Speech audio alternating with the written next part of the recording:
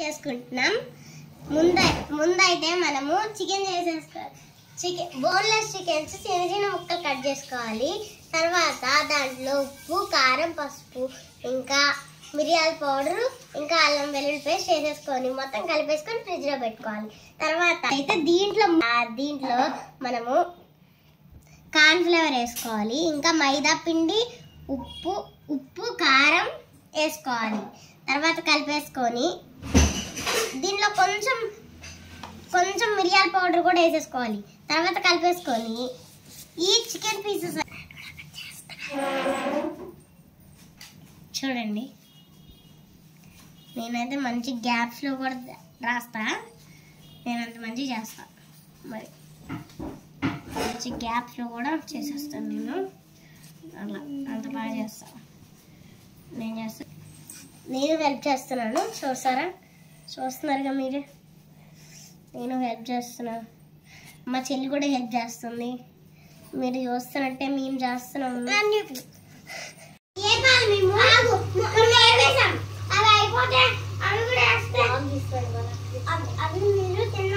మేము చేస్తున్నాం చూడండి. ఇప్పుడైతే నూనె లేపుతున్నాం. చూసారా, కరకరలాడుతున్నాయి. మాకు చూస్తుంటేనే తినేయాలనిపిస్తుంది. అంత బాగుంటుంది. మరి సాస్ నంచుకొని తింటాం మేము. సాస్ నంచుకొని ఉల్లిపాయ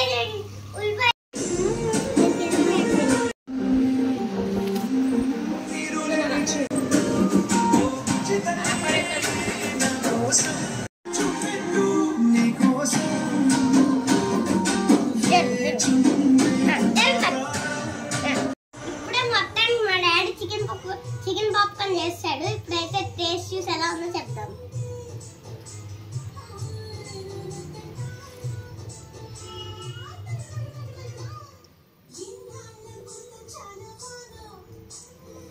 అబ్బా, మా డాడీ ఎంత బాగా చేశాయో, అసలు సూపర్.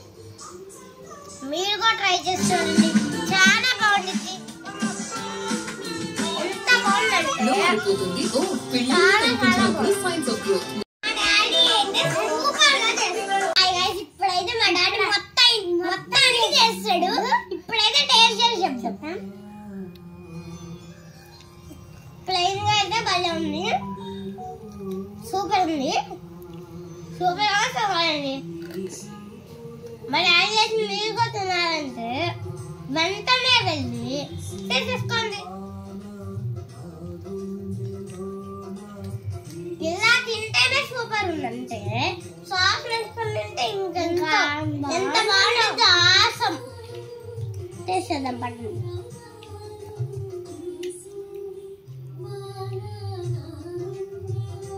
అబ్బో, మా డాడీ ఎంత బాగా చేశాడా అండి.